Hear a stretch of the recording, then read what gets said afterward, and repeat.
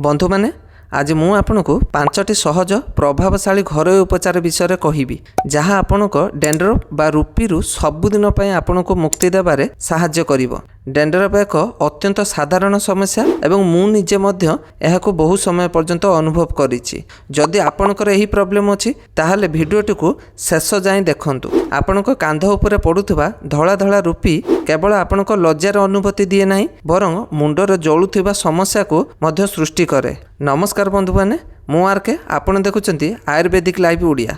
मु गत 10 वर्ष धरी आपणक भली लक्ष लक्ष लोकंको सुस्थ जीवन यापन पई मार्गदर्शन देई आसुची। आजिर एही वीडियो रे मु आपणको एपरि उपचार विषय कहबी जहाँ संपूर्ण प्राकृतिक एवं आपण एहाको घरे सहजरे तैयारी करि परिबे एवं डेंड्रफ पई एहा अत्यंत प्रभावशाली अटे। चलंतु डेरी न करी वीडियोटी को स्टार्ट करिबा। प्रथम उपचार हेउची मेथीदाना। मेथीदाना डेंड्रफ पई अत्यंत शक्तिशाली अटे। एथिरे एंटीफंगल गुण अछि जहाँ डेंड्रफ सृष्टि करुथबा इन्फेक्शन को नष्ट करे।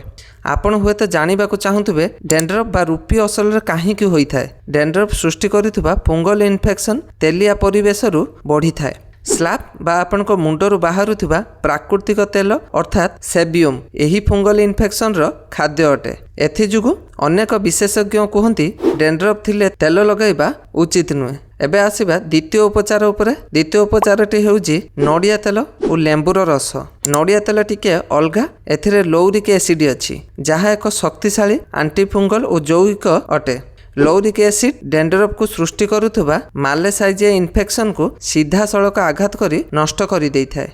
यह आपणक मुंड को सुस्थ रखे एवं सूक्ष्म स्लैब जुगु आपणको रूपीरू आश्वस्ति दिए। लेंबु रस एक प्राकृतिक एंटी एजेंट जहाँ आपणक स्लैब रो पीएच स्तर को संतुलित रखे एवं फंगल इन्फेक्शन ग्रोथ को नियंत्रण करे।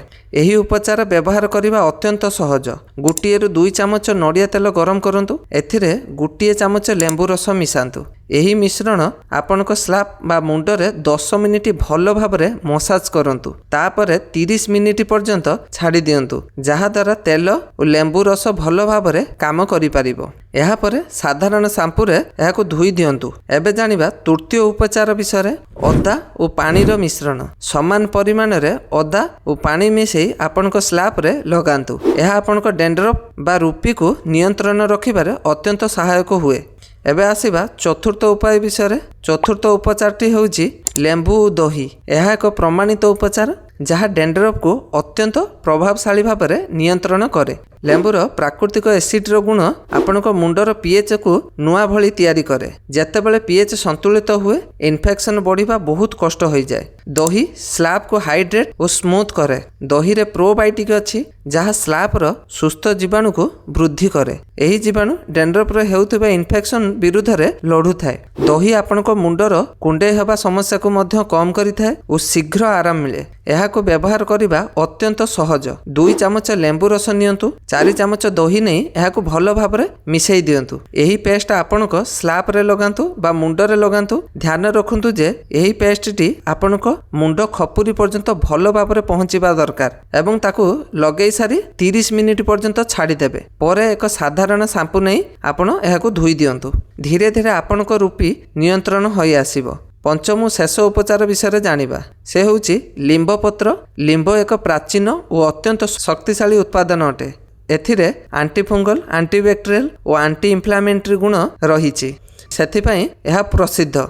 डेंड्रफ बा रूपीर मुख्य कारण मालासाइजिया इन्फेक्शन को लिंब सीधा सड़क आघात करी यह नष्ट करी दिए। गोटे मुठा लिंब पत्र नियंतु। यह पानी रे 10 मिनिट भल भाव में फुटांतु। यह ठंडा हो गले आपणक मुंडरे शैम्पू लगई एही लिंब पानी रे आपणक मुंड को धोई दियंतु। चाहिए लिंब पत्र पेस्ट तैयारी करी मध्य सीधा सड़क आपणक मुंडरे लगाई पारिबे। कौनसी प्रॉब्लम नाही।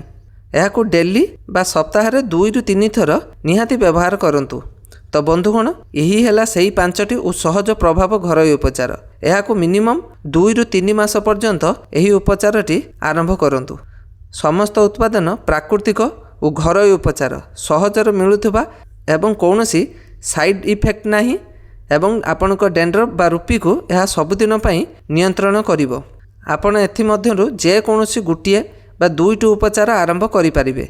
କିଛି ଦିନ ମଧ୍ୟରେ ଆପଣ ଦେଖିବେ ଆପଣଙ୍କ ମୁଣ୍ଡରେ ରୁପି ସଫା ହୋଇଯାଇଛି। ଯଦି ଏହି ଭିଡ଼ିଓ ଆପଣଙ୍କୁ ଉପକାରୀ ଲାଗିଲା ତ ଲାଇକ୍ ନିଶ୍ଚୟ କରନ୍ତୁ ଏବଂ ଯାହାଙ୍କର ଡ୍ୟାଣ୍ଡ୍ରଫ୍ ବା ରୁପିର ସମସ୍ୟା ଅଛି ସମସ୍ତଙ୍କ ସହ ଏହି ଭିଡ଼ିଓଟିକୁ ସେୟାର କରନ୍ତୁ ଓ ଚ୍ୟାନେଲରେ ନୂଆ ଥିଲେ ସବସ୍କ୍ରାଇବ୍ ନିଶ୍ଚୟ କରନ୍ତୁ। ହସନ୍ତୁ, ସବୁଦିନ ଖୁସିରେ ରୁହନ୍ତୁ ଏବଂ କିଛି ନୂଆ ଶିଖୁଥାନ୍ତୁ। ଆଗାମୀ ଭିଡ଼ିଓରେ ଦେଖା ହେବା ପର୍ଯ୍ୟନ୍ତ ନିଜର ଯତ୍ନ ନିଅନ୍ତୁ। ରହିଲି, ଜୟ ଜଗନ୍ନାଥ।